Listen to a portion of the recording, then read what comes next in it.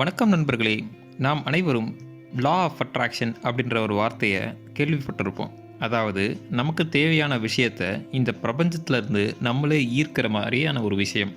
So இது எப்படி செய்கிறது அப்படின்ற விஷயத்தை தான் நம்ம இந்த வீடியோவில் பார்க்க போகிறோம்.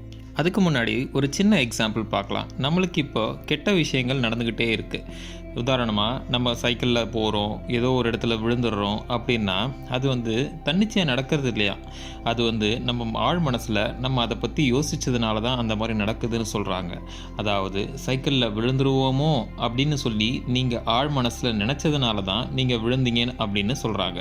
காரணம், இந்த பிரபஞ்சம் நீங்கள் உங்கள் மனசில் என்ன நினைக்கிறீங்களோ அதை உங்ககிட்ட கொண்டு வந்து சேர்க்கறதுக்கான முயற்சியை அது செய்யுமா.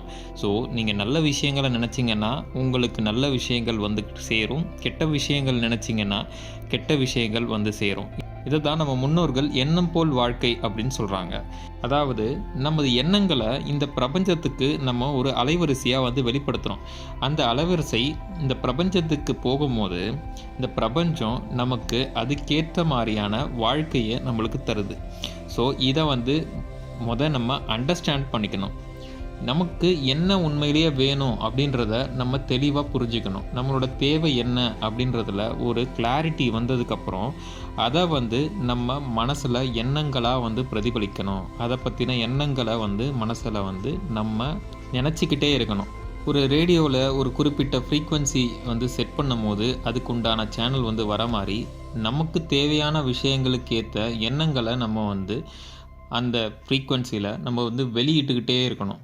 ஸோ எனக்கு ஒரு புதுசாக வீடு கட்டணும் அப்படின்னு நினச்சோன்னா அதை பற்றின தாட்ஸ் நம்ம மனசுக்குள்ளே போட்டுக்கிட்டே இருக்கணும். அந்த வீடு கட்டுறதுக்கு எனக்கு இது வேணும், நான் இந்த இடத்துல வீடு கட்ட போகிறேன், இவ்வளோ பட்ஜெட்டில் நான் கட்ட போகிறேன், இந்த மாதிரி 2 பெட்ரூம் இருக்க மாதிரி கட்ட போகிறேன் அப்படின்ற மாதிரி நம்ம மனசில் அதுக்கான தாட்ஸை நினச்சிக்கிட்டே இருக்கணும். அது ஒரு ஃப்ரீக்வன்சியாக இந்த பிரபஞ்சத்துக்கு போகும். அந்த பிரபஞ்சம் நமக்கு என்ன வேணும் அப்படின்றத புரிஞ்சிக்கிட்டு நமக்கு தரும். நீங்கள் இதில் பாசிட்டிவான விஷயங்களை தான் நினைக்கணும். நான் வீடு கட்ட போகிறேன் அப்படின்ற மாதிரி தான் நினைக்கணும். நெகட்டிவாக நான் என்னால் முடியாது அப்படின்னு நினச்சிங்கன்னா, ஒரு சந்தேகத்தோட நான்லாம் வீடு கட்டுவேனா அப்படின்னு நினச்சிங்கன்னா கூட உங்களால் அந்த விஷயத்தை அடைய முடியாது. அதனால் ஒரு முழு நம்பிக்கையோட அந்த விஷயத்தில் நம்ம எண்ணங்களை உருவாக்கணும்.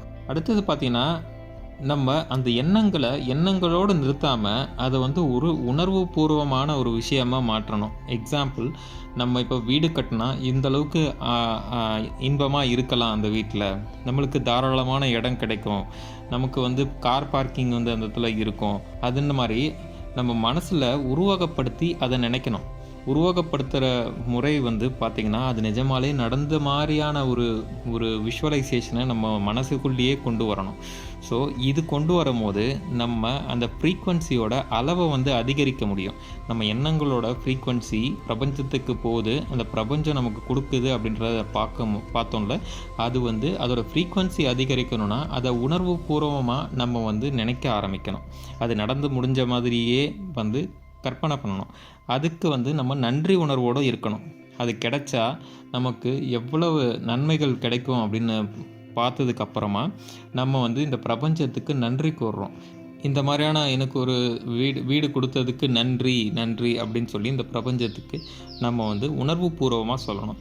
இப்போ இந்த மாதிரியான ஒரு சேலஞ்சிங் சுச்சுவேஷன்ஸில் எப்படி நம்ம மைண்டை இந்த மாதிரியான எண்ணங்களை உருவாக்குறதுக்கு எப்படி நம்ம டியூன் பண்ணுறதுன்ற ஒரு கஷ்டம் இருக்குது. ஏன்னா பல டிஸ்ட்ராக்ஷன்ஸ் இருக்குது.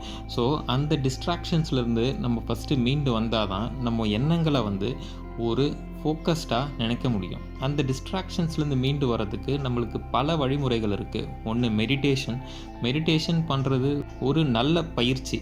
ஸோ அந்த மெடிடேஷன்ஸ் பண்ணும்போது நம்ம மைண்டுக்குள்ளேயே இருக்க ஏகப்பட்ட டிஸ்ட்ராக்ஷன்ஸ் ஒடுங்கி போய் நம்ம எண்ணத்தில் தெளிவு ஏற்படும். இன்னொன்று மியூசிக் கேட்குறது மூலமா நம்ம நம்மளோட மைண்டை காம் பண்ணலாம். நமக்கு ஏற்ற மாதிரியான மியூசிக்ஸ் நம்ம கேட்கும் போது நம்ம மைண்டை நம்ம எண்ணங்களுக்கு ஏற்ற ஃப்ரீக்வன்சியில் நம்ம வைக்க முடியும். நண்பர்களே, இந்த வழிமுறைகளை பயன்படுத்தி உங்கள் வாழ்க்கையில் உங்களுக்கு என்ன வேண்டுமோ அதை நினைத்து அதை நடந்தது போலவே கற்பனை செய்து அதற்காக நன்றி கூறி, அதாவது கிராட்டிடியூட் எனும் முறையை கடைபிடித்து நீங்கள் உங்கள் வாழ்க்கையில் எல்லா விதமான செல்வமும் செழிப்பும் பெற்று வளமுடன் வாழ வேண்டும் என்று நான் பிரார்த்திக்கின்றேன். நண்பர்களே, இந்த வீடியோ உங்களுக்கு பிடித்திருந்தால் லைக் பண்ணுங்கள், நமது சேனலை சப்ஸ்கிரைப் பண்ணுங்கள். நன்றி, வணக்கம்.